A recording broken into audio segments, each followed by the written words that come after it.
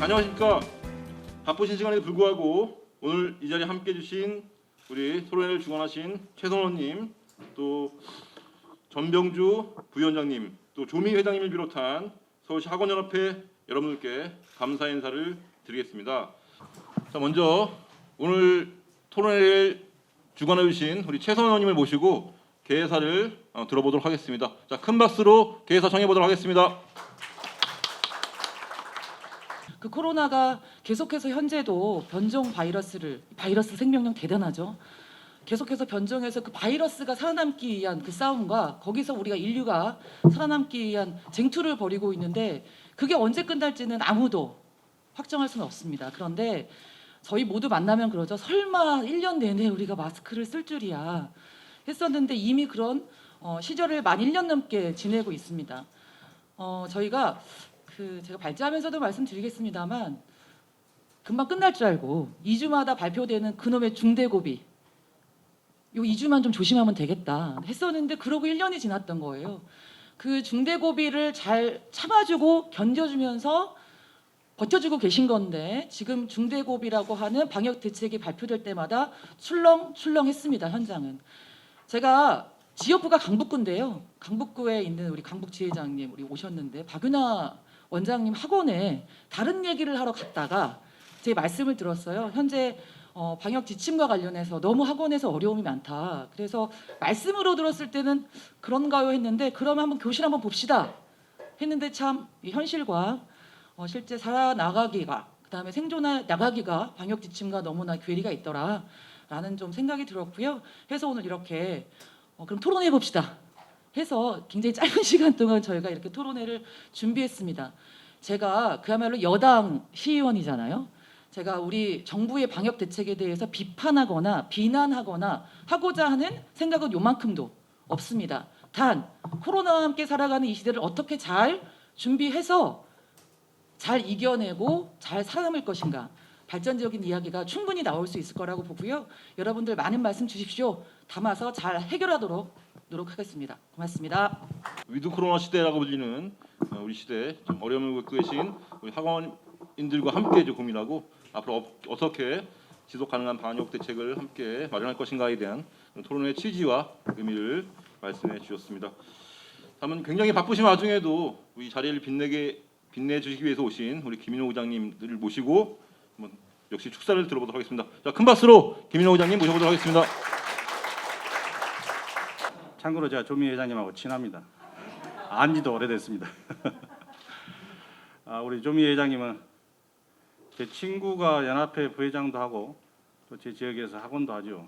고희곤이라고 이 얘기 꼭 좀 전해주십시오. 좋은 친구입니다. 우리 최선호 의원님과 전병주 의원님이 주최해 주셨는데요. 축하드리고 저는 코로나가 시작되면서 저만 느낀 점이 있는지 몰라도 처음 이게 뭐가 잘못됐다 이런 느낌을 가진 적이 있어요. 그나마 전 세계적으로 우리나라가 방역은 잘한다고 하고 있지만 그때 우리나라 처음 코로나가 번졌을 때 남한테 폐 끼치는 일, 남한테 해 끼친다. 이게 너무 폐폐했어요. 실은 그게 아니라 내가 죽고 살고의 문제인데 내가 내 개인 방역을 열심히 잘했으면 더 나을 일인데 이상하게 막 분위기가 사회 폐 끼치고 물론 폐 끼치죠. 남한테 폐 끼치고 그거보다도 내가 걸리면 감염되면 죽고 살고의 문제인데 왜 막 그렇게 흘러갈까? 난 그때 좀 의문을 가졌었거든요. 그러면서 이제 굉장히 피해를 본 업종 중에 이제 우리 학원업계가 굉장히 많은 피해를 봤죠. 그래서 우리 고위권 원장께서도 전화가 몇 번 왔었어요. 그래서 내가 몇 가지 개선시켜 드렸던 것도 있고 그때 학원 쪽에서도 선결제에 빠졌었는데 그 포함도 되고 그다음에 이제 시간 제한 그때도 몇 번 와서 내가 서울시에 의견도 전달하고 그랬었습니다. 그래서 아무튼 우리 사교육에 대해서는 이런저런 의견도 있습니다만은 또 순기능이 더 많은 것 같더라고요. 그다음에 우리 학원가에서 바우처 사업도 많이 하시고 또 그 외에도 교재비는 이제 지자체에서 받고 애들을 무상으로 공부하고 싶은 애들을 그게 한 해에 막 한 학원당 몇십 명씩도 되고 그러더라고요. 그래서 그런 측면에서 우리가 못 보살피는 거 우리 학원가에서 보살펴 주는구나. 그래서 순근이 참 많다고 생각하고 있고요. 저도 계속해서 관심을 갖고 뭐 필요한 일 있으면 언제든 연락 주시면 제가 우리 최선호 의원님이랑 전병님 상의해서 관심을 갖도록 하겠습니다. 고맙습니다. 네, 의장님 감사합니다. 그 의장님은 이제 저희가 생각하는 것보다 훨씬 더 바쁘시거든요. 그래서 오늘 토론회 축사를 어떻게 오셨나 했더니 조 의장님과 친해서 오셨나 봅니다. 네. 네, 농담이고 사실은 이제 그만큼 이번 토론회에 대해서 이제 관심도 가져주시고 또 학원인 여러분들의 어려움에 함께 공감하시는 그런 마음이 있으셨기 때문에 이렇게 바쁘신 와중에도 또 축사를 통해서 토론회 자리에 함께 해주셨다고 생각합니다. 네, 계속해서 이제 축사가 원래 예정되어 있었는데요. 우리 최인묵 계획경제위원회 위원장님과 또 우리 최기찬 교육위원회 위원장님께서는 좀 다른 일정이 생겨서 부득이하게 서면으로 축사를 좀 대신하게 된 점 다시 한번 양해 말씀 드리겠습니다. 자, 그러면 이제 다음은 주제 발표가 있겠습니다. 자, 오늘 주제 발표는 최선호 의원님께서 맡아주실 예정입니다. 이어서 주제 발표가 끝나면 그 토론회 진행 순서는 서울시 학원연합회 회장님 그리고 서울시와 교육청의 순으로 진행될 예정입니다. 마지막에는요 그 방청객분들과 여러 가지 그 자유 토론 및 질의응답도 있을 예정이니까 끝까지 자리 함께해 주시기 바라겠습니다. 자, 그러면 본격적인 토론회를 시작하기 앞서 주제 발표가 있겠습니다. 최선호 의원님께서 학원과의 지속 가능한 방역 대책이라는 주제로 발표해 주시겠습니다. 자, 다시 한번 큰 박수로 환영해 주시기 바라겠습니다. 우리 학원 당사자분들께서 좀 발제도 해주시고 토론해 주시고 이런 건데 아주 독특한 지금 형식으로 진행되고 있으면 우리 이제 공무원들이 더 잘 아시는 분위기일 거예요. 덕분에 저도 공부를 굉장히 많이 했습니다. 저는 개인적으로 학부형이기도 해요. 그리고 재밌는 건 오늘 행사를 공동으로 주최해 주시는 전병주 교육위원회 부위원장님과 그다음에 사회를 봐주고 계시는 우리 기획경제위원회 이병도 의원님 모두 이제 학원으로 생업을 하셨던 분들입니다. 저 또한 학습지 교사였어요. 5년 동안. 예.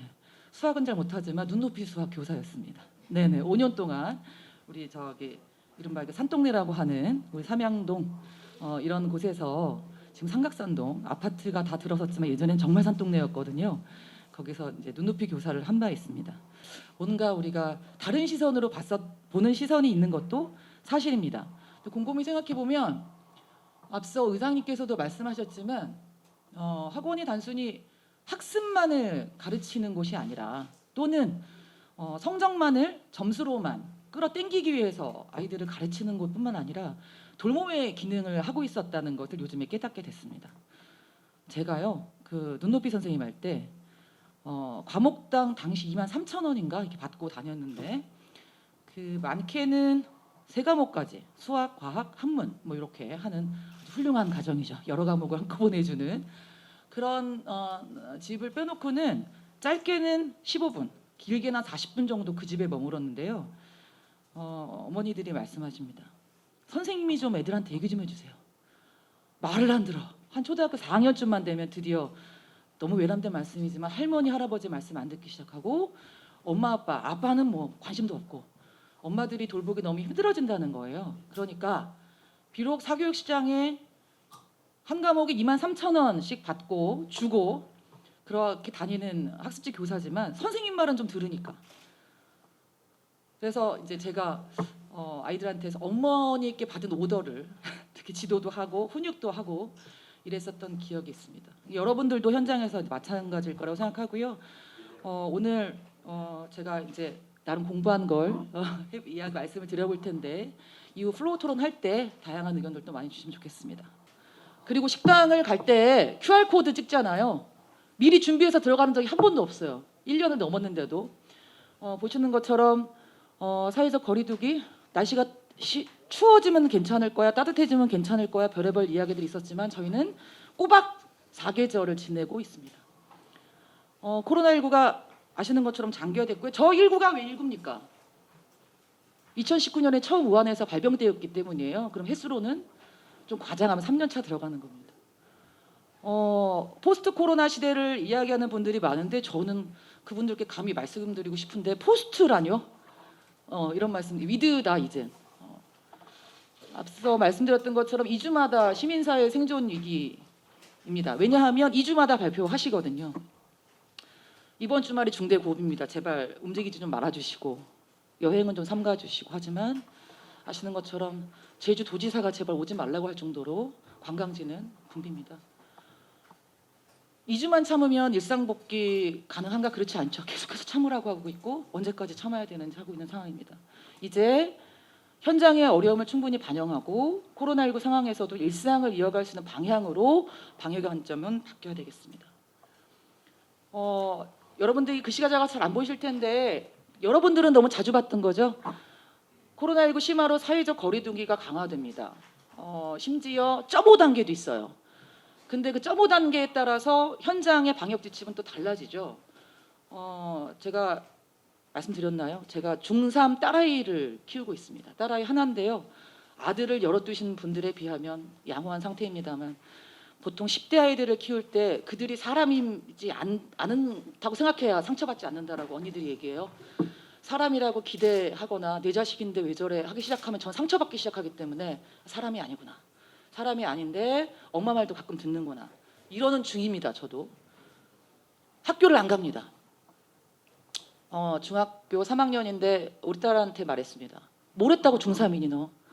네. 수학 진도는 드디어 뭐 이제 2차 방정식 이런 거 나오고요. 그다음에 활용만 이런 거 나오면 무슨 말인지도 몰라서 이제 답을 그러니까 식자체를 못 세우는데 제가 아무리 눈높이 수학 교사였지만 절대 피가 섞인 사람들끼리 가르치면 안 됩니다. 네. 그래서 그럴 때 이제 찾는 게 사교육이죠. 제가 학원을 한번 보내봤는데 또 학원 스타일이 아니에요. 우리 딸이.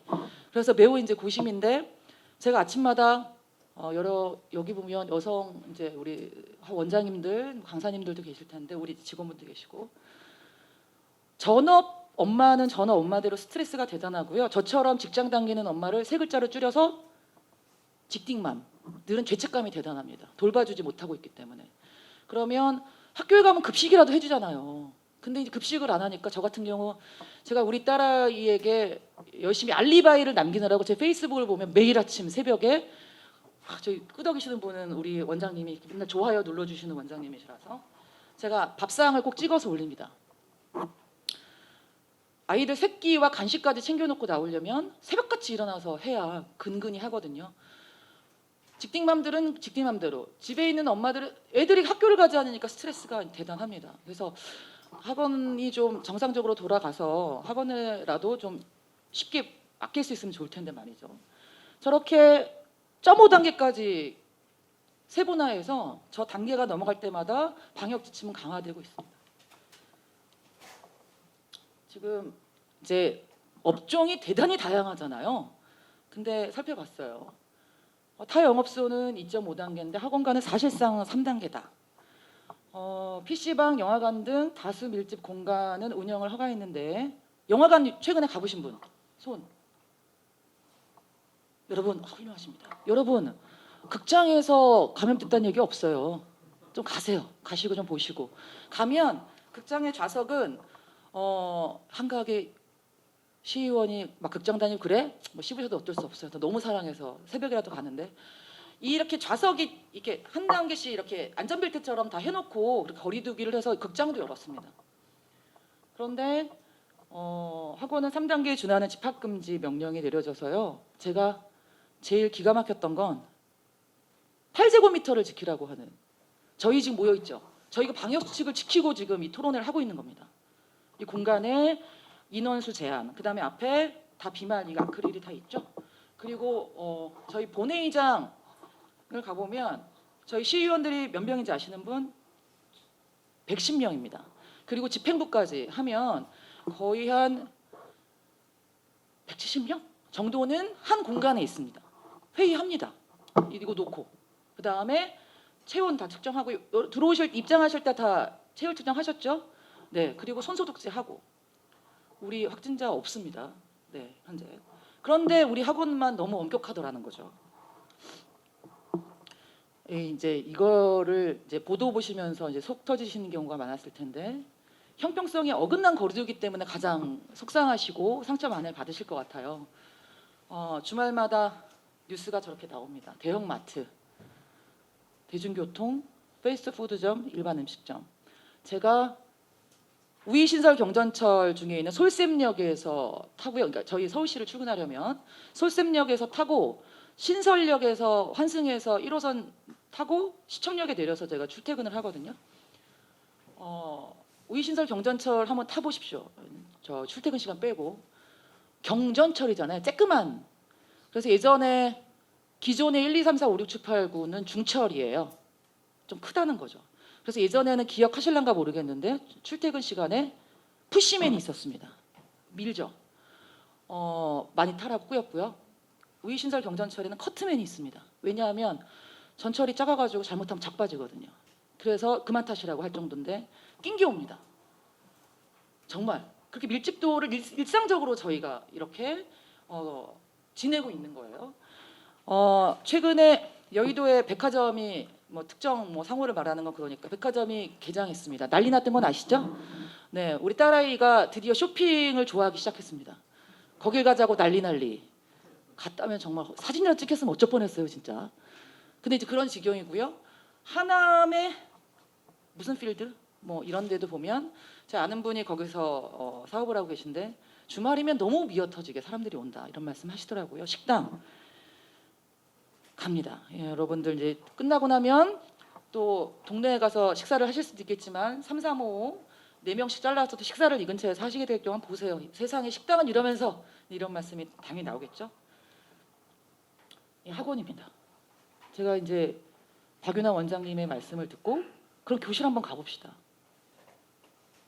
그랬더니 저기 첫 번째 그림 정도일 것 같은데 저렇게 3명, 4명밖에 못 앉아서 저만큼밖에 수업을 못 하는 거예요. 그 방역 수칙을 지키면.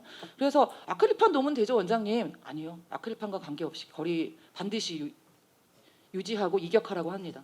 정말? 세상에. 근데 그래요.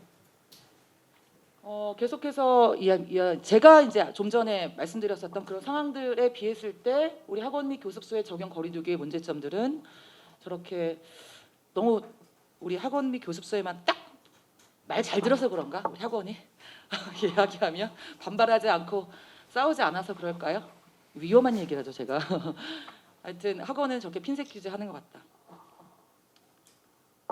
잠깐 앞에 보면 지난 2020년에 국회의원 선거가 있었죠. 당시에 제가 기억이 납니다. 저희 동네가 박용진 국회의원인데 제가 선거본부장이었어요. 그러면 일정도 짜고 그다음에 동선도 짜고 어떤 전략으로 갈지 이제 결정을 제가 이제 하는 겁니다. 코로나가 유행되고 나서 제가 한 달 동안 후보를 움직이지 못하게 합니다. 이게 약간 PPL처럼 박용진 의원 선거운동하는 것처럼 되긴 했는데 심각하게 부지런한 양반이어서 새벽부터 의정보고회 뭐 이런 거 맨날 전철역에서 가고 사람들로부터 인사받고 하는 거 너무 즐기시는 분이에요. 근데 이분을 제가 한 달 동안을 못 나가게 했더니 저보고 네가 방역당국이냐 이러면서 화를 내시더라고요. 근데 저희가 그때 할 수 있었던 건 우리 여기 전병주 의원님도 마찬가지고 이병도 의원님도 그러셨겠지만 저희가 방역했어요. 다니면서 걸레질도 하고 그다음에 이거 다니면서 했어요. 저희만 했나요? 여러분들 재빠르게 그렇죠? 자율 방범대 아니고 방역대 만드셔서 알아서 방역도 하고 다니셨죠? 대답을 안 하면 진도를 못 나가요. 네. 고생 많으셨고 그래서 교육청에서 일정 정도 이제 자치구나 이런 데서 방역 물품이나 이런 것들 협조도 이루어졌던 걸로 알고요. 감사합니다. 네. 학원 및 교습소의 적용 거리두기 문제점이라고 되어 있는데요. 학원 특성을 고려한 방역 지침 마련이 필요하다. 학원은 규모, 수용 인원, 분야별 수업 특징 등이 매우 다양하고 그 고려 없이 천편일률적으로 일편일적 못하네요. 천편일률적으로 방역 지침을 고수하는 것은 문제다라는 거죠. 게다가 학원은 방과 후에 그렇죠. 지금 수업을 아이들이 3분의 1 지침으로 해서 안 간다고 해도 온라인 수업 하잖아요. 그것도 이제 수업입니다. 그래서 그 수업이 다 끝난 다음에 학원을 가는 거라서 이제 방과 후에 그리고 저녁 시간을 이용해서 이루어지고 있죠. 시간 규제의 경우 차등적 적용이 필요하고 그 전에 같은 9시 운영제 현재 10시인가요 학원? 네네. 타 업종에 비해 가혹한 조치 아니냐. 이건 약간 또 다른 문제예요. 네, 이후에 우리 조미 회장님께서 말씀하시겠지만 시간과 관련해서도 약간 의견들이 학원 연합회 측에서 있는 것으로 알고 있습니다. 그리고 미술 등 대면이 반드시 필요한 과목 특성상 원격 수업 어려움이 많아 학원 운영을 거의 하지 못해서 경제적 타격이 매우 큽니다. 우리 공무원들이 제일 싫어하는 말을 저기 써놓았습니다. 네, 그런 거 아니냐 네, 이런 거죠. 요즘에 이런 거잖아요. 대면 수업이 안 되니까 원격 수업하고 이제 이렇게 하는 데서 온라인 수업을 하는데 그 편차가 대단히 학교 현장에서도 큽니다. 이렇게 컨텐츠를 뭔가 만들고 뭔가 이제 운용이 잘 되시는 선생님들은 쌍방향 수업 하십니다. 제가 하루인가 우리 딸과 평일에 있어봤는데 그 수업 시간에는 깜짝 놀라게도 알람을 해놓고 알람은 그 수업 시간에 빨리 들어가려고 하더라고요. 근데 이제 학원 현장에서 실제 원격이 가능하겠냐? 특히나 저렇게 미술이나 요즘에 그 대학 사립학교에서 학생들이 등록금 돌려달라고 하는 거 너무 공감되지 않으세요?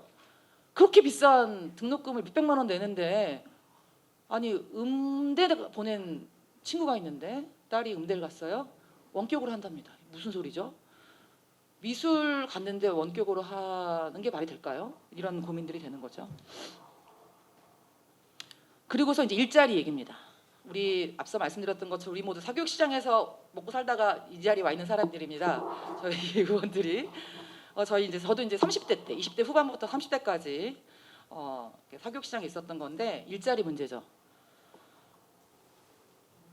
방역 수칙이 강화되면서 학원이 문 닫으니까 뭐 해요? 형편되면 과외합니다. 저도 전과목 과외를 시킬 수 있는 형편이 얼마나 좋을까요? 시의원들 월급으로는 택도 없습니다. 그래서 친구 언니한테 수학 과외 하나 시킵니다. 네. 지금 학생들이 개인 과외로 많이 이탈되고 이분들 세금은 잘 우리가 찾아내서 세금은 걷도록 하는지 모르겠습니다. 그래서 강사들이 실제 수업이 없는데 모시고 계시거나 고용 상태를 유지하기 어려운 거죠. 이분들도 마찬가지로 과외 시장으로. 네, 30대 일자리가 가장 많이 사라진 업종이 학원과 같은 교육 서비스업이었습니다. 교육 서비스업에서만 30대 취업자 6만 2천 명이 감소했습니다. 2021년 3월 17일 통계청이 발표한 2월 고용 동향입니다. 저렇게 일자리까지 원장님들 주머니가 가벼워지고 힘드는 것뿐만 아니라 종사하고 있는 강사님들도 이런 상황입니다. 네, 아까 말씀드렸던 돌봄까지 하고 있는데 이거 이제 구멍이 생기기 시작했다는 거죠. 제가 말했습니다. 왜 이렇게 학원에만 더 그러는 거지? 가만히 있어 그런가? 이런 이제 말씀을 드렸는데 최소한의 안정장치를 마련하지 않고 매번 학원위생만 강요한다 하고 있다. 각종 지원 대책에서도 외면 받고 있다라는 이야기입니다. 서울시와 서울시교육청을 매우 쳐서 여러분들이 행복한 건 사실 아니잖아요. 협력하고 협조하고 아이들이 좀 행복하고 이런 환경들을 함께 만들어 나가는 거잖아요. 그래서 저기는 제가 세게 외면하는 서울시와 서울시교육청 했지만 저것은 외면하는 이라고 읽고 썼지만 읽을 때는 협력이라고 읽어주시기 바랍니다. 현장에서 소통들도 많이 해주시고 그 소통 들어주시고 뭔가 문제에 솔루션을 낼 수 있도록 의원들과도 많이 상의해 주시기 바랍니다. 지속 가능한 방역에 대한 논의가 필요할 때라고 생각해서 오늘 토론회를 이렇게 진행하고 있습니다. 학원 종사자들이 생업을 이어갈 수 있도록 적극적 개입해 주시고요. 네, 발언해 주시기 바랍니다. 방역에 대한 관점의 전환이 필요하다는 말씀은 이미 드렸습니다. 무조건 제한하기보다 다 함께 공존할 수 있는 방향으로 되길 바랍니다. 마무리로 한 말씀만 더 드리면 위드 코로나가 이렇게 장기화된다면 방역 수칙은 이제 아마 정부에서도 고민이 많을 텐데요. 병상 충분히 확보하고 치료가 충분히 될 수 있도록 하는 방향으로 가야 되고요. 우리 모두 개인 방역 수칙은 잘 지키는 것 속에서 실제 생업을 이어가시는 분들의 피해가 없도록 하는데 정말 온갖 지혜를 모아야 될 때라고 봅니다. 네, 긴 발표 들어주셔서 감사합니다. 이상입니다. 혹시 얼마나 이제 많이 고민하시고 또 얼마나 많이 학습을 했는지를 좀 잘 알 수 있는 발표였다고 생각합니다. 개인적으로는 이제 같은 상임위원회에서 또 이제 의정 활동을 하고 있지만 또 개인적으로 친구거든요. 항상 본받을 점이 많은 우리 친구 의원님 다시 한번 수고하셨다는 말씀을 드리고요. 사회적 거리두기 5단계, 4단계 개편, 학원은 무엇이 바뀌는가라는 주제로 발표해 주겠습니다. 다시 박수로 한번 모셔보도록 하겠습니다. 사회적 거리두기는 코로나 바이러스 감염을 막기 위한 방법으로 사회 구성원들 간의 물리적 간격을 넓힘으로써 규제화된 어떤 그 거리감을 가지고 가는 대표적인 용어죠.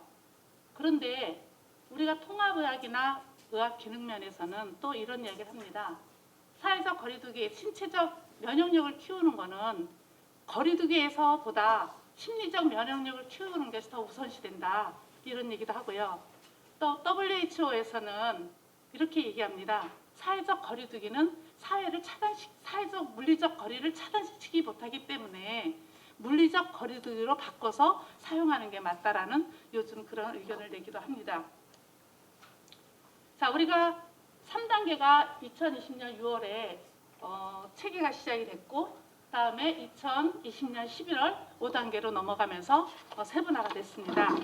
우리 최선 의원님께서 짚은 부분은 제가 스킵하면서 넘어가도록 하겠습니다.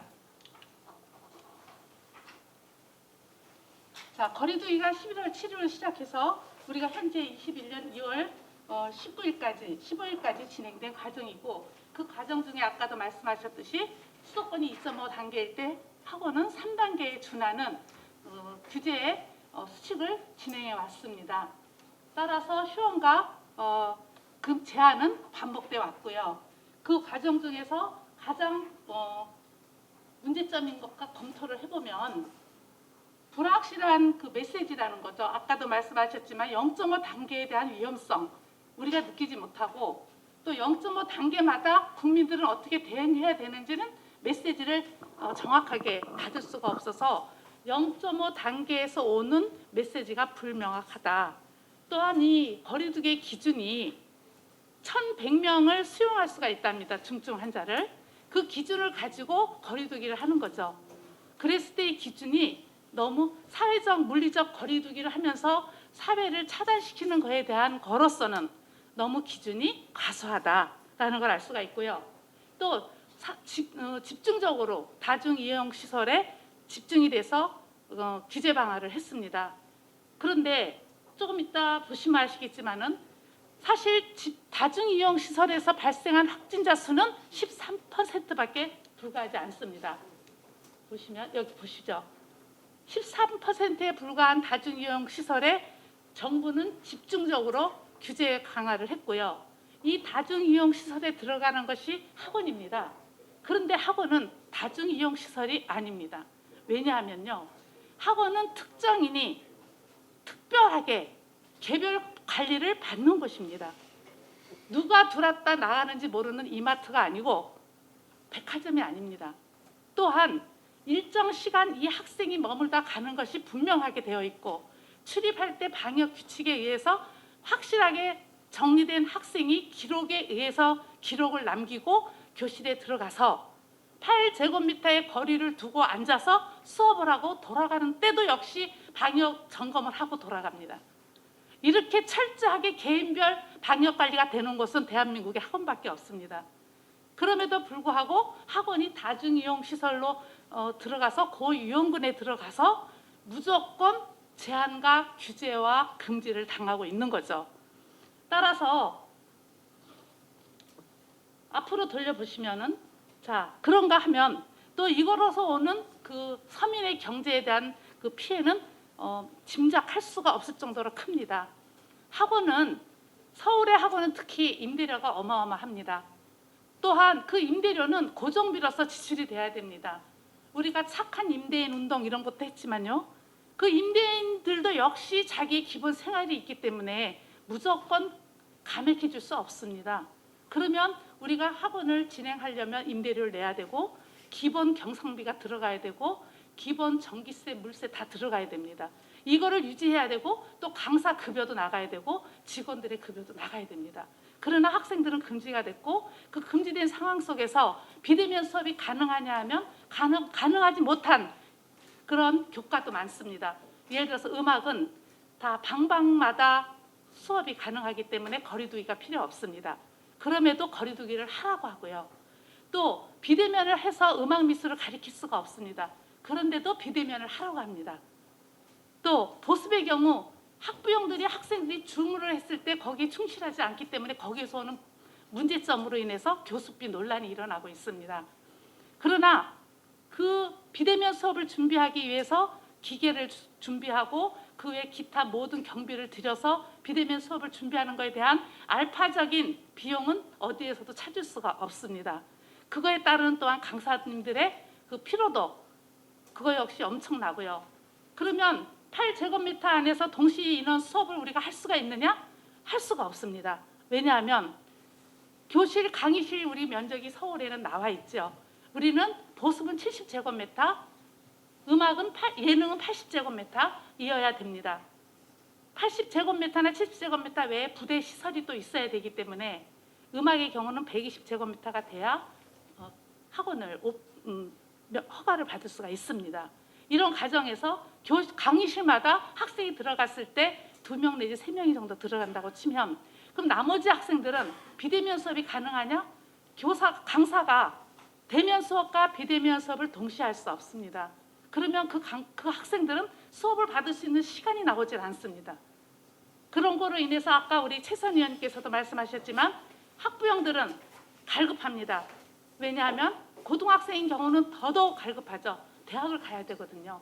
그러면 서울에 있는 학생들은 대학을 놔두고 지방의 대학을 갈 수밖에 없는 상황이 됩니다. 왜냐하면 교습할 수 있는 보완학습할 수 있는 시간이 없기 때문입니다.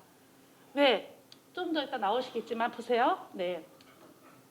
바쁜 거는 바쁘니까 스킵하고 지나가도록 하겠습니다. 의원님께서 좋은 자료를 너무 많이 잘 발표해 주셨기 때문에 중복되는 부분은 스킵하도록 하겠습니다.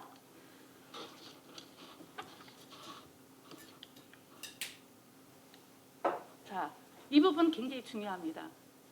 학원이 다중이용시설로 들어갔기 때문에 위험시설에 대한 규제 강화의 대상이 되고 그 다중이용시설 중에서도 특별 점검 대상이 되고 특별 관리 대상이 됩니다. 지금 교육부에서는 수도권 학원들에 대해서 교육청에다가 전수조사를 의뢰해서 3월 15일부터 3월 28일까지 전수조사를 하고 있습니다. 그래서 지금 학원은 이처럼 철저한 방역을 하고 있음에도 전수조사를 받아야 되고 또 8제곱미터 1명이라는 거리두기를 하고 있는 상황입니다. 지금 상황을 5단계 지금 상황을 4단계로 전환한다 치면 2.5단계 내지 아마 3단계에 해당되는 정도로 상당히 많은 확진자가 지금 서울에 나오고 있습니다. 따라서 그러면 확진자가 이렇게 나오는데 거리두기 하지 말자? 그건 아닙니다.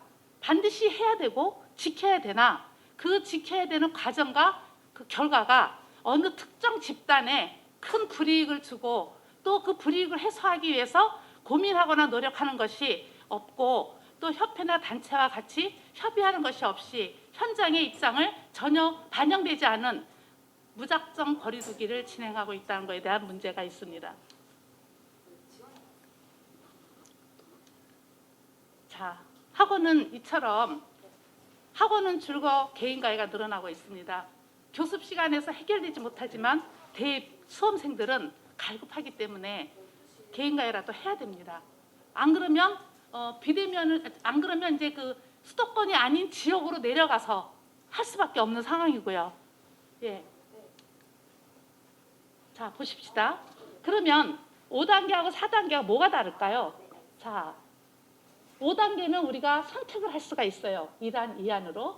그래서 선택을 해서 그 학원이 9시까지 하든지 4제곱미터를 두든지 아니면 10시까지 하고 8제곱미터를 두든지 선택할 수가 있습니다. 그런데 4단계에서는 8제곱미터를 무조건 떼어라라는 거예요. 어떤 선택의 여지가 없습니다. 자, 보면 5단계는 거리두기가 없어요. 생활 거리두기죠. 그래서 거리두기가 없는데 4단계부터는 무조건 6제곱미터 한 명을 두라는 거리두기입니다. 현재 우리 확진자 수를 보면 지금 한 2단계, 2.5단계 해당이 될 겁니다. 서울의 확진자가 계속 가장 많은 수가 나오고 있기 때문에 학원은 여기서 자유로울 수가 없어요.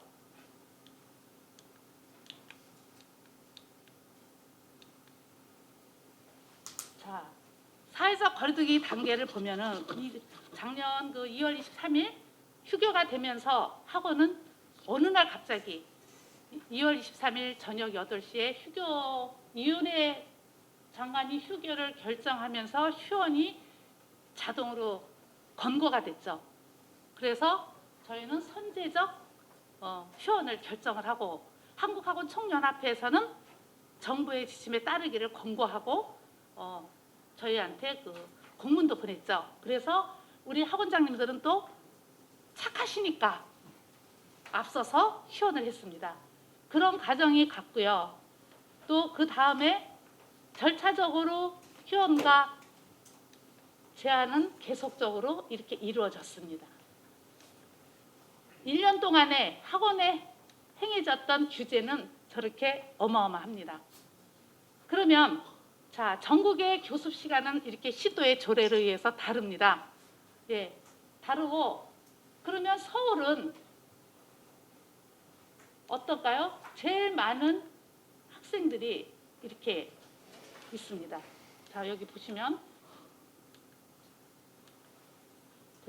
예, 서울은 학생들이 제일 많이 교육에 대한 열정을 갖고 있죠.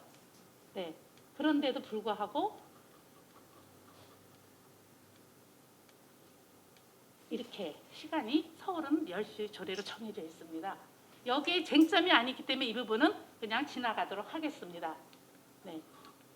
또한 보시면 자, 고등학생은 우리가 다 내려갔어요. 이게 통계청 통계입니다만은 내려갔어요. 그런데 고등학교는 올라갔어요. 왜냐하면 역시 수험생이기 때문에 대입을 둔 거죠. 그러면 여기서 문제점 무엇입니까? 휴교와 휴원이 됐는데 어떻게 올라갔을까? 그러면 제3의 탈출구를 찾은 거죠. 우리가 아까도 우리 의원님께서 말씀하셨듯이 통계청에 보면 학원은 줄고 개인과외는 늘었다는 것이 나와 있습니다. 그럼 개인과외는 신고하는 것과 신고 안 하는 경우가 있죠. 생계형 개인과외, 대학생들이 하는 거는 신고 안 해도 됩니다. 그러나 기업형이거나 또는 대학생이 아닌 분들이 직업으로 하는 개인과외는 신고하게 되어 있습니다. 그러나 그 신고에 대한 신빙성은 적다는 거 우리가 알고 있습니다. 역시 고등학생들이 역시 욕구가 있고 다 내려갔지만 증가했습니다. 자, 참고적으로 보시면서 네. 자, 올라간 이유는 무엇일까요? 역시 학교가 휴원을 했고 학교가 휴교를 했고 학원도 휴원을 했고 학생들은 결여된 학습을 보완해야 되는데 방법이 없으니 욕구가 늘었던 거죠. 그래서 많은 퍼센트가 보완 학습에 몰려 있습니다.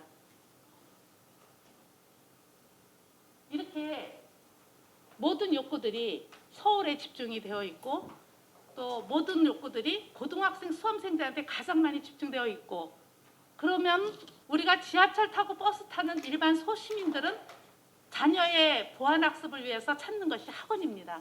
가장 저렴하죠. 개인과외보다 저렴하고 어떤 특수층의 사교육보다 저렴하죠. 그런데도 불구하고 갈 수가 없고 막혀 있고 또 그거 비대면이라든가 여러 가지를 하라고 하지만 할 수 없고 이럴 때 학생들한테 오는 학습 결여는 지금 서울시 교육청에서 상당히 고민이 그 학력 격차입니다. 그 학력 격차는 또 역시 시도와 서울특별시의 격차도 또 있습니다. 그렇게 되면 이 학생들은 인생이 걸린 대입가 수험생들의 입장에서는 또 그 자녀를 둔 학부모 입장에서는 이 휴교와 휴원 사이에서 학생들이 방황하는 것은 상당히 심각하고 학원들은 그거를 해결할 수 있는 유일한 보완학습 기관인 것입니다.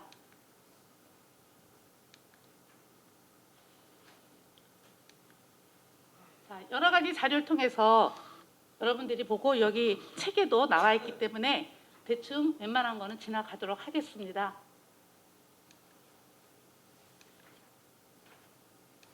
네. 자, 저희들이 가장 고민하는 것이 뭘까요? 우리 최승 의원님께서 현실을 보고 이거는 좀 문제가 있구나 싶으니까 우리 시의원 입장에서 정말 하기 어려운 학원 입장에서 무엇인가를 조명한다는 것은 상당히 어려운 거거든요. 우리 의원님이 사교육에 경험이 있으시고 우리 이병도 의원님도 경험이 있으시고 우리 전병주 의원님도 경험이 있으시다 할지라도 지금 코로나 상황에서 학원의 입장에서 무엇을 조명해서 어떤 것을 주제 삼기는 사실은 굉장한 용기가 필요했던 거고 어려웠을 겁니다. 그럼에도 나서주심에 감사하고 또 그만큼 학원이 다중이용 시설에서 어떤 특별한 대책에서 더 강력하게 핀셋 규제를 받는 거에 대해서 불합리함을 증명해 주시는 거죠. 역시 우리는 그거를 1년 동안 고민해 왔습니다.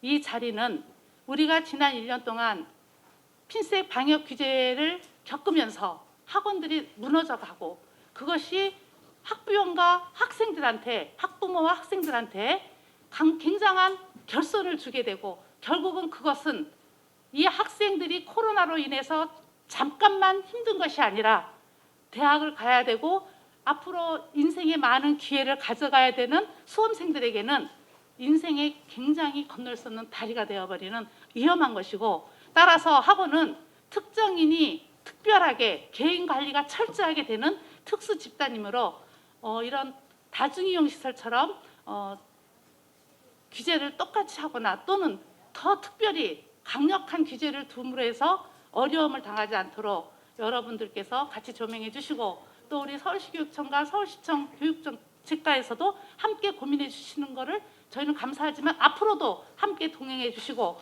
이런 문제점을 우리가 토론한 만큼 그 앞으로에 나가는 방향도 함께 또 나아갔으면 좋겠습니다. 저희가 어떻게 방역하는지 그리고 어떻게 지내왔는지는 우리 그 서울시 교육청 2020년 6월 26일에 방역자율지원단을 우리가 발족했습니다.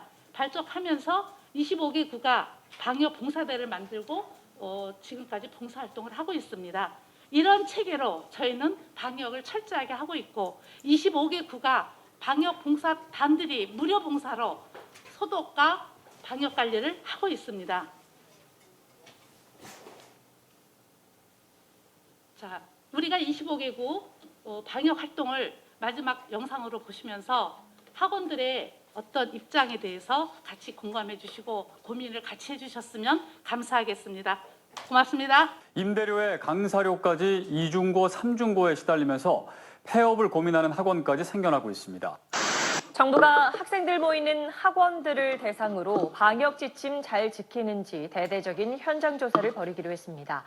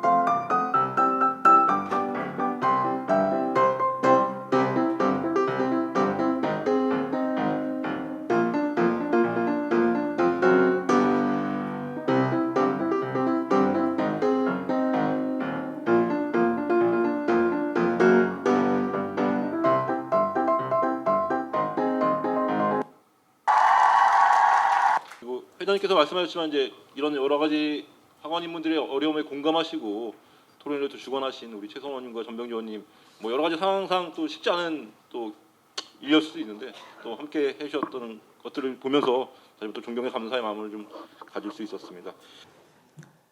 예, 지금까지 우리 이병도 의원님께서 사회 수고 많으셨습니다.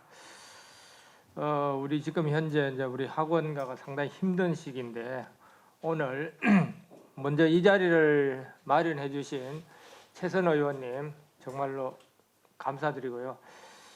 우리 위드 코로나 시대 학원가의 지속 가능한 방역 대책 논의를 위한 토론회에 먼저 서울시 학원연합회 조미희 회장님 오늘 오셨고요. 그 다음에 오늘 또 이 자리를 조금 전에 우리 주제 발표까지 해주신 최선 의원님 그리고 이병도 의원님 주제 발표와 서울시 학원연합회 발표에 관한 그 중요한 많은 부분들을 이야기하셨습니다. 그리고 오늘 이제 서울시하고 서울시 교육청 의견도 들을 건데요. 제일 먼저 아까 우리 조미 회장님께서 학원에 대해서 여러 가지 말씀을 많이 해주셨어요. 가장 키워드가 학원 경영난의 어떤 심각한 부분인 것 같아요. 10만 명 정도, 10만 명의 학원 강사분이 계시고 강사분만 계시는 것이 아니라 강사분과 연결된 가족분들 이런 부분들. 그래서 아까 여러 가지가 많이 나오는데 그 중에서도 우리 조미 회장님께서 학원은 백화점이 아니다. 그 말이 상당히 와닿았습니다. 임대료 비싸다.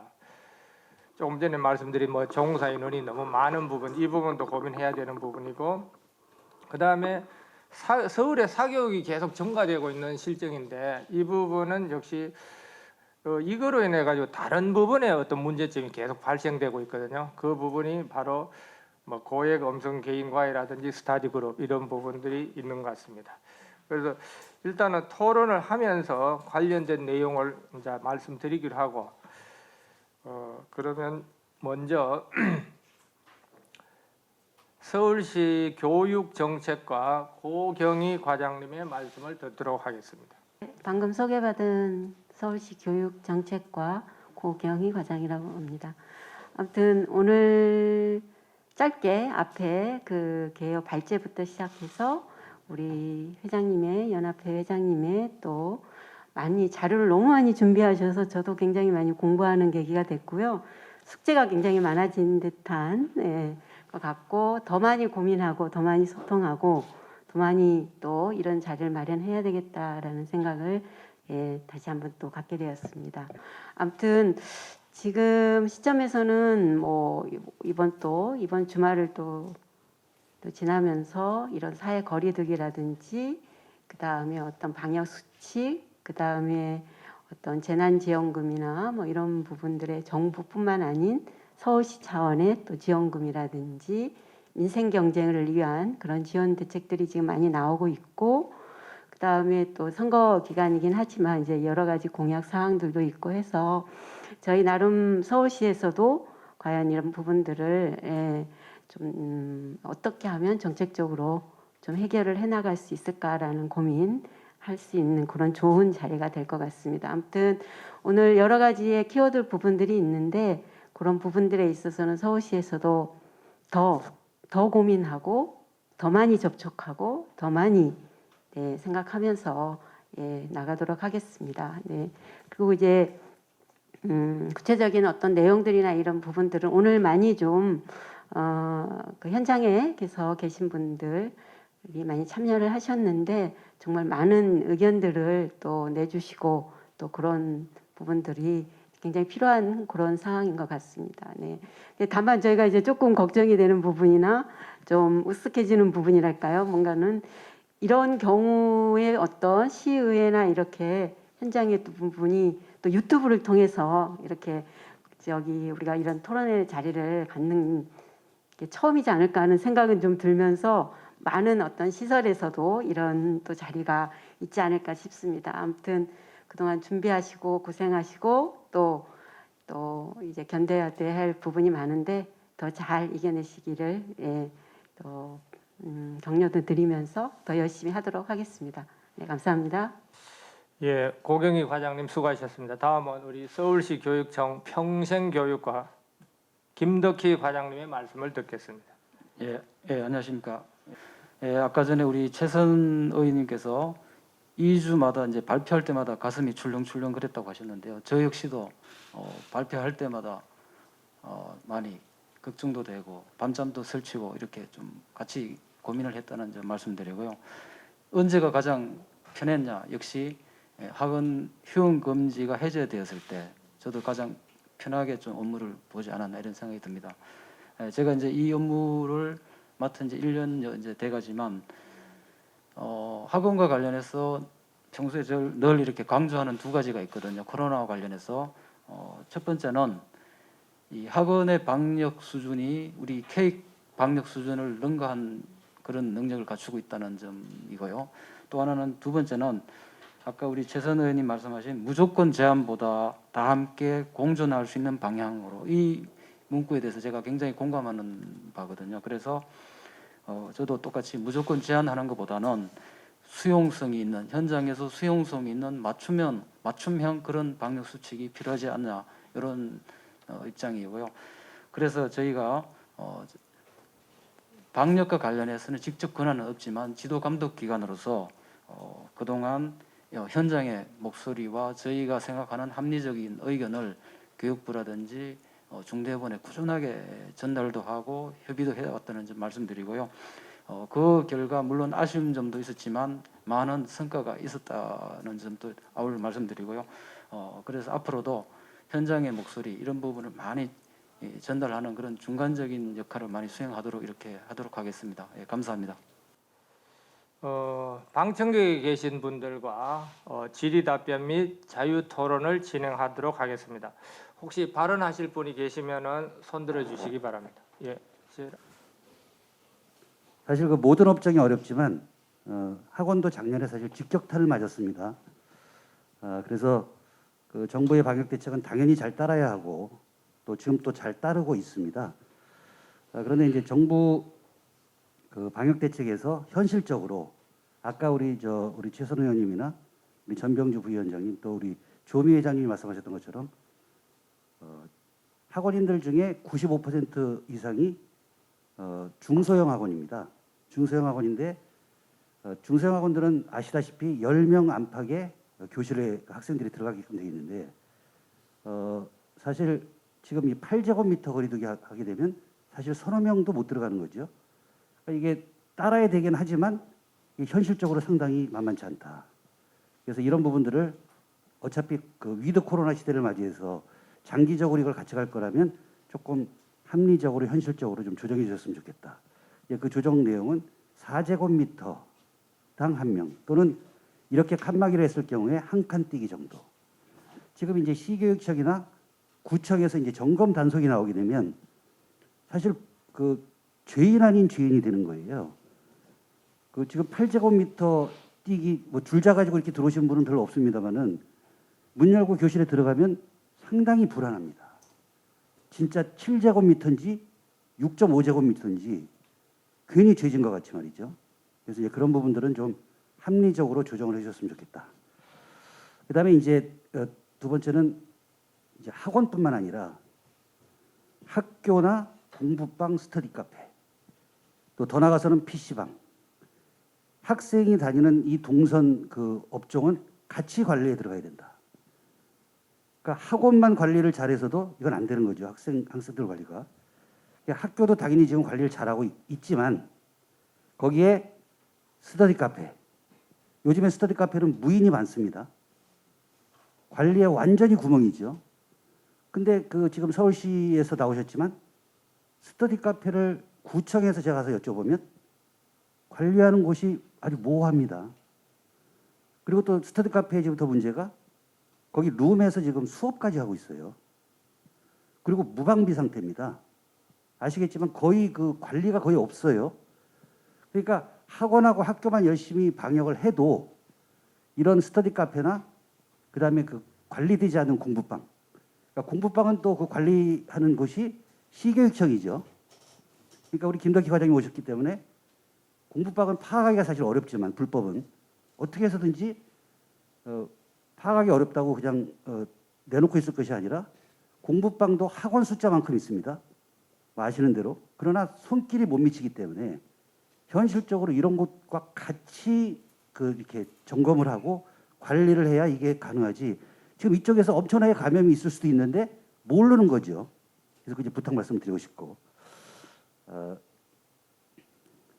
그다음에 뭐 또 다른 질문자가 있을 테니까 저는 뭐 다시 한번 이런 귀한 자리 만들어 주셔서 감사하다는 말씀드리고 뭐 이런 자리를 통해서 우리가 말로만 하는 것이 아니라 현실적으로 오늘 이 토론을 통해서 좀 지켜지는 또 실행에 조금 도움을 주시는 그런 자리가 됐으면 좋겠다는 말씀을 드리면서 질문 마치겠습니다. 감사합니다.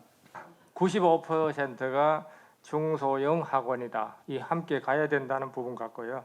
그다음에 강의실의 어떤 8제곱미터 거리두기 이 비합리적인 부분, 특히 관리 사각지대에 놓여 있는 어떤 공부방이라든지 스터디 카페 이런 부분이 현실적으로 문제점이 있다라는 부분을 지적해 주셨습니다. 예, 다음 또 제가 말씀드릴 내용은 사실 좀 길지만 시간 관계상 3가지만 자르겠습니다. 자, 첫 번째, 작년 코로나 학원 비대면 수업이 진행이 되었는데 저 같은 경우는 음악 전공자입니다. 음악 학원을 운영을 하는데 저희는 연습실이 1대1 수업이 가능한 연습실이 준비가 되어 있습니다. 그럼에도 불구하고 집합 제한일 때도 저희는 금지, 집합 금지일 때도 금지. 경영난이 너무 심각하게 저희는 생계와 연관이 직결이 되다 보니까 모든 원장님이 많이 예민하셨고요. 많이 힘들었습니다. 우리 국민 모두가 힘들었지만 예능을 하시는 많은 학원 관계자분들이 많이 힘드셨을 거라 생각이 듭니다. 자, 그렇다면 재난지원금이 세분화 규정이 돼서 학원 큰 틀에서 움직이지 않고 세분화 규정이 돼서 경제위원회에서 보건복지부 중대본에 이런 의견 수렴이 가능한지 소통이 가능한지 전 일단 여쭤보고 싶고요. 그리고 서울시에는 이제 지난 집단 금지 명령 때 저희 학원에 이제 빨간 딱지를 붙이고 가셨습니다. 그때는 이제 용역을 이제 이용하셔서 과잉 행정이다. 저희는 그렇게 생각을 하고 있고 학원 원장님들이 상당히 불쾌하다. 이건 죄인 양 빨간 딱지가 붙여 있고 어떻게 해요? 이제 모두들 그렇게 발을 동동 구르셨는데 앞으로 코로나가 완화가 될지 격상이 될지는 사실 잘 모르겠지만 또 한 번의 이 빨간 딱지는 없었으면 하는 바람이고요. 자체 회의를 거치시더라도 빨간 딱지는 없애주셨으면 좋겠습니다. 또 하나 서울시 교육청에 한 말씀 드리겠습니다. 저희가 예체능이 80제곱미터인데 임대료 너무 비쌉니다. 서울시에. 그렇다면 60제곱미터 하향 조정을 해 주신다면 학원인들이 적어도 폐원을 하는 부분은 좀 적어지지 않을까.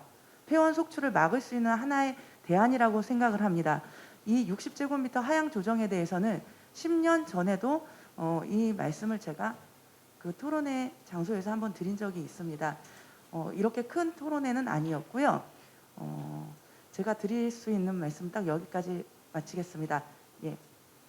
저도 대한민국에서 살고 세금을 정당하게 내고 있는 대한민국 국민이고 시민입니다. 서울 시민입니다. 이렇게 말씀드리는데 그 이유 중에 하나가 우리 이게 사교육하다 보면은 이게 프라이빗 개인적인 그 생각보다는 그 한자로 얘기하면 사학할 사자 그 사교육 나쁜 교육이다라는 인식을 굉장히 많이 갖고 계시는 것 같아요. 실질적으로 저희들하고 이렇게 오늘 이 자리에 동참해 주신 공직자 분이나 의원님들 같은 경우는 그런 경우가 없습니다만은 처음 대하신 분들은 그저 그냥 사교육, 사악한 교육이라고 생각하시는데 근본적인 문제가 있다라고 저는 생각을 해요.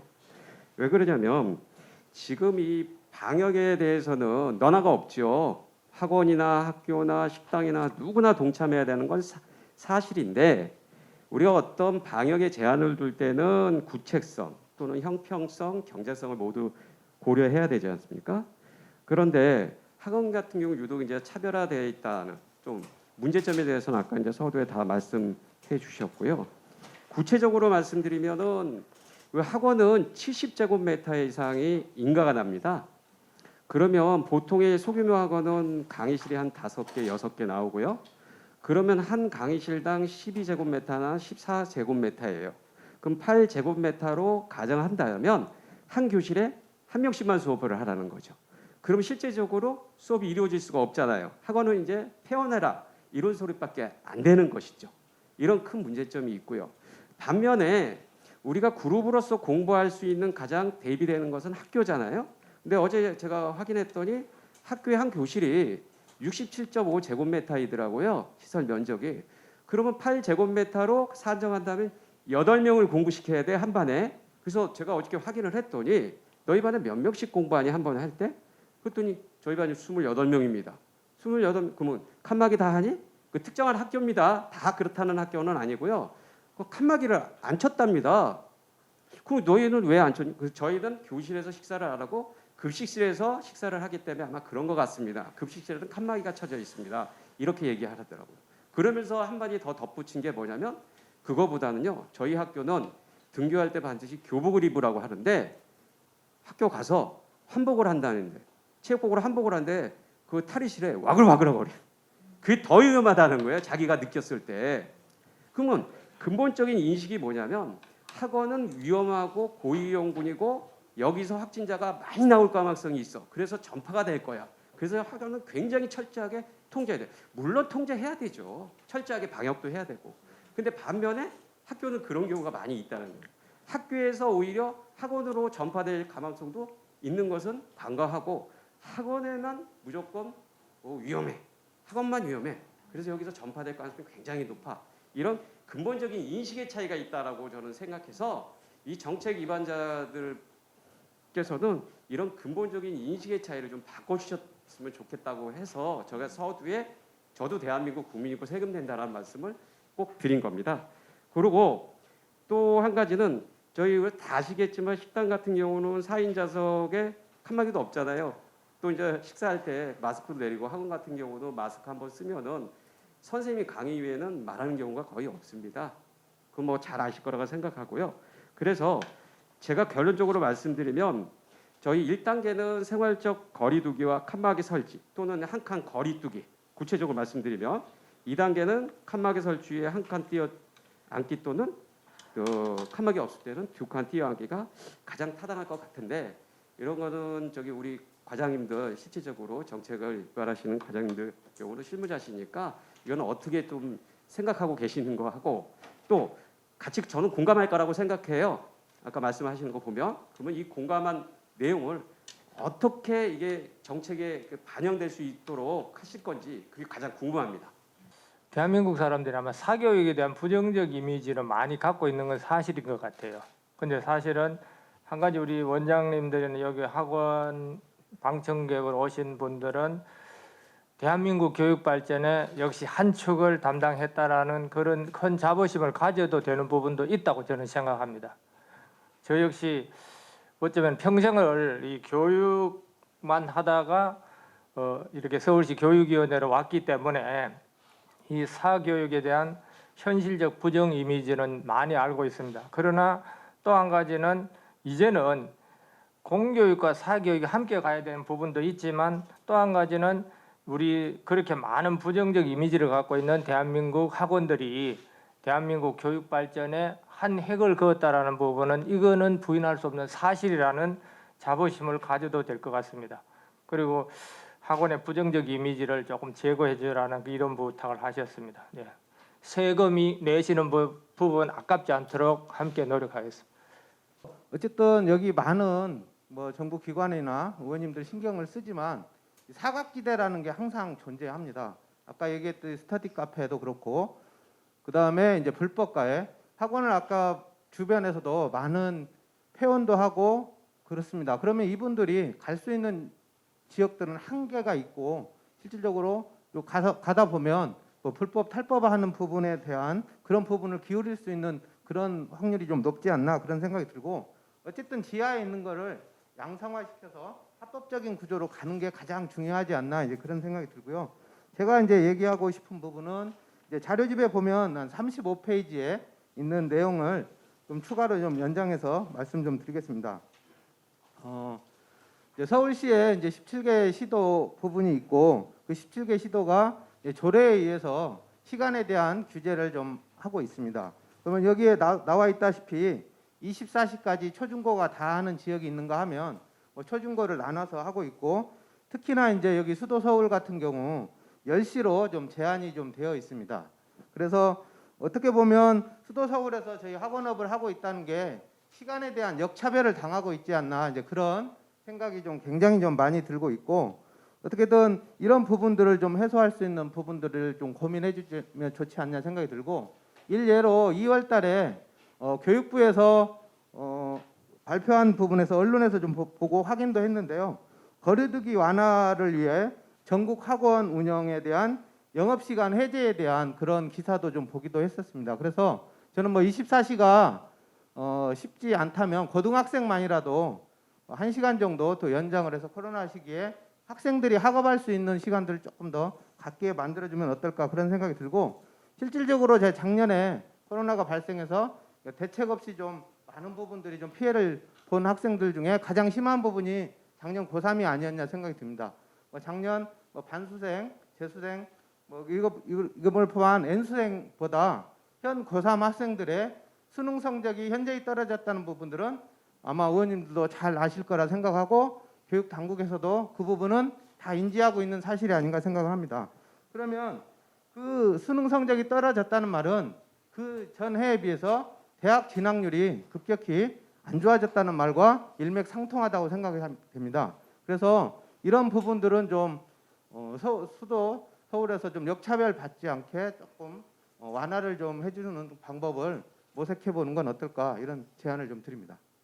수업 이용 제한 시간 해제 부분인 것 같습니다. 사실은 10시 정도 되면은 아직도 우리 대한민국 특수고등학교나 특목고 이런 데는 또 시간들이 늦게까지 조용 막 하거든요. 실질적으로 10시 같으면은 조금 수업하는데 많은 애로사항이 있다고 저도 믿고 있습니다. 그래서 최소한 고등학생이라도 원래 이제 아시다시피 초등학생 같은 경우는 아직도 부모님들이 또 학원도 또 덜 보내기도 하고 시간적 여유가 있다고 판단하시는 것 같아요. 그런데 고등학생들은 내일 모레 입시, 어쩌면은 자기의 미래를 결정하는 중요한 시기라고 생각하기 때문에 최소한의 1시간적인 연장 부탁, 이 말씀을 하셨습니다. 그 우는 아이한테 젖을 준다고 하는 말이 있듯이 너무 협조적으로 가니까 계속 이렇게 저희한테 그 힘든 것을 계속 저도 계속 협조적으로 갈 거라 생각해서 지금 완화되고 있지 않은 듯한 느낌이 들었거든요. 그렇다면 지렁이도 밟으면 꿈틀한다는데 우리도 이런 과정을 견디다 못해서 결국은 터질 수 있는 상황이 벌어질 텐데, 그런 상황을 지금 이런 토론을 통해서 조금 더 빠른 시간 안에 조치를 좀 풀 수 있다면 저희가 조금 뭐 행동으로 갈 수도 있는 거고, 사실 여기 대형마트나 패스트푸드점 이런 데는 대기업이 지고 있는 거고, 그 다음에 일반 음식점이나 여러 무슨 운동 시설 같은 경우는 한번 대대적인 데모를 한 이후로 굉장히 완화됐거든요. 그렇다면 우리 학원도 힘을 모아서 행동으로 보여준다면 우리에게도 조금 더 완화된 기회를 좀 가질 수 있지 않나라는 생각이 들 정도였거든요. 그러니까 말 잘 듣는다고 계속 이럴 게 아니고, 이렇게 참아준 사람들한테 먼저 기회를 주는 게, 조금 더 먼저 생각해 주는 게, 지금 집행하시는 분들이 우리 보러 계속 참아라, 기다려라 이렇게 할 게 아니고 참아온 사람한테 먼저 특혜를 줘야 되는 게 아닌가라는 생각이 들어요. 그래서 조금 더 우리가 격해지기 전에 우리에게 좀 먼저 눈길을 좀 주셨으면 해가지고 지금 발언해봤습니다. 제가 드리고 싶은 말씀은, 학교나 교육청에서 사실 학원에 대한 차별이 참 많다고 생각이 들어요. 사실 제가 잠깐 방금 보면서 밴드로드 이렇게 제가 캡처한 거 몇 개만 봐도, 학원은, 그러니까 쉽게 말하면 이거예요. 학교에서 문자를 보냈는데 그냥 학원 보내지 마, 이런 문자 사실은 작년부터 너무 많았어요. 뭔가 사회적 거리가 이되면 수칙 안 지키는 학원 신고해라, 이런 문자부터 시작해서 뭐가 있으면 학원 보내지 마, 이런 말이 너무 많습니다. 최근에 사실은 이제 저희 관내 모 학교에서 확진자가 발생했어요. 그래서 학교 전체에 전수 검사를 했는데 뭐 다행히도 그 친구 외에는 다 음성이 나왔대요. 그러면 사실은 저도 예전에 우리 학원에서도 확진자 발생했을 때 음성일 때는 사실은 그 자가격리하는 친구 외에는 다른 가족들은 외부 활동이 가능합니다. 근데 심지어는 문자 보내서 그 학생의 뭐 동생이나 이런 가족들, 학부모라는 이런 사람들은 외부 나가지 말라고 아예 얘기를 해요. 밖으로 나가지 말라. 그게 넌 말이 안 된다 생각을 해요. 그래서 제가 물어봤어요. 관내에 있는 보건과에다. 그랬더니 그런 수칙이 없대요. 그랬더니 제가 다시 학교에도 물어봤더니 학교에서 뭐라 그러냐면 그거 뭐 교육 정책에 따른 거라서 지켜달라 이렇게 얘기하더라고요. 음성인 그 사람은 자가격리해서 집에 있는 건 맞는데 동생까지 밖에 나가지 말라 그런 거는 왜 그런 발생을 하는지, 보건당국에서 시키지 않은 일까지 학교에서 왜 확대해서 그렇게 하는지 좀 이해가 안 되는 상황이 되게 많이 발생하더라고요. 그러니까 조금 교육청이라든지 또 학교 관계자분들이 문자 하나를 보내더라도 좀 신중하게. 어차피 사실 우리 학원들도 다 학부모잖아요. 근데 문자를 함부로 보내가지고 학원 보내지 마라. 또는 뭐 신고해라. 이거는 진짜 뭐 공교육과 사교육을 갖다가 갈라가지고 공교육 바르고 사교육은 나쁘다는 거 주장밖에 안 되는 것 같습니다. 예, 지금까지 한 6분이 학원에 관련돼 가지고 주로 어려운 점, 차별이라든지 이런 여러 가지 말씀을 해주셨습니다. 저 역시 한때는 사교육에 잠시 또 적을 두었고 마음 자세는 항상 공교육 선생님처럼 했습니다. 그래서 저는 항상 우리 사회 교육에 있어서 공교육과 사교육은 공존공생해야 된다라는 것이 저의 작은 철학입니다. 저는 교육위원 하면서 실제로 이제 사립유치원 부분에 대해서도 파동에 대해서 우리 여기 오늘 박용진 의원님이 안 오셨지만 한때 엄청 사회적 대이슈가 된 사건이 있었잖아요. 그래서 그때도 우리는 국공립유치원의 공공성 강화, 사립유치원의 공공성 강화에 대해서 특히 많은 화두가 되었었는데 저 역시 그 당시에는 사교육에 대해서 많은 부정적인 면을 사립유치원에 대해서 많이 알았습니다. 하지만 이번에 사립유치원에서도 원장님들이 올 1월, 2월이 버티기 힘든다라고 하셔가지고 과감히 우리 서울시 교육청과 서울시 교육청 그리고 서울시 우리 관계 공무원분 특히 우리 조영 교육감님하고 논의를 거쳐가지고 우리 사립유치원 발전을 위해서 엄청난 재난지원금을 지원했거든요. 그것 또한 비록 사립유치원이지만 공교육, 사교육 함께 가야 된다는 취지에서 제가 했던 일인 것 같습니다. 자, 지금까지 수고 많이 해주셨고요. 오늘 이 자리를 마련해 주신 다시 한번 우리 최선 의원님 감사드리고 서울시 학원연합회 조미위 회장님 아까 처음 나오실 때 거의 뭐 선거 출마하시는 분처럼 방불케 하는 그런 인기도 확인했습니다. 그리고 서울시하고 서울시 교육청에서 많은 여러분들의 의견을 들었고요. 우선 이 자리를 또 빛내주시기 위해서 오신 서울시 교육정책과 고경희 과장님 그리고 서울시 교육청 평생교육과 김덕희 과장님한테 특히 감사의 말씀드리고 또 학원 현장이 너무 어렵다라는 부분을 표현하시기 위해서 오신 이 방청객에 지금 계시는 학원 관계자 여러분 특히 감사드리고 여러분 한 분 한 분의 목소리를 꼭 기억하겠습니다. 이 자리에 오늘 발표는 안 하셨지만 정리된 부분을 조미 우리 회장님을 통해서 전달해 주시면은 오늘 오신 우리 고경희 과장님, 김덕희 과장님 그리고 서울시 교육위원회 함께 고민하겠다는 거 약속드리고요. 지금까지 2시간 동안 토론회에 함께 참여해 주신 여기 오신 여러분께 감사의 말씀을 드립니다.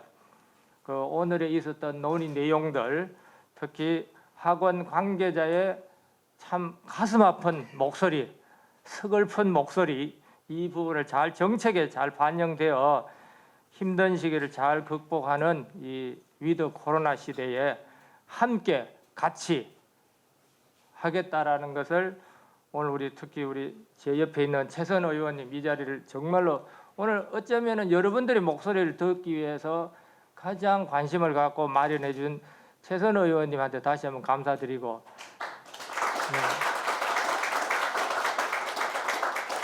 뭐 이 자리에는 우리 최선 의원님 자랑하는 자리는 아니지만 서울시 110명 중에서 정말로 제가 제일 좋아하는 의원님, 좋아하는 이유는 다른 이유는 없고 정말 우리 서울시의회 정말 훌륭하신 의원님이십니다. 그래서 특히 제가 먼저 저는 이 사교육에 대해서 많은 관심을 갖고 있었는데 선도적으로 이렇게 또 해주신 부분에 대해서 역시 우리 최선 의원님은 현장에 있는 목소리 또 힘든 우리 학원 관계자분들의 목소리를 들어주기 위해서 이 자리를 마련하신 것이 가장 의미 있는 자리였던 것 같습니다.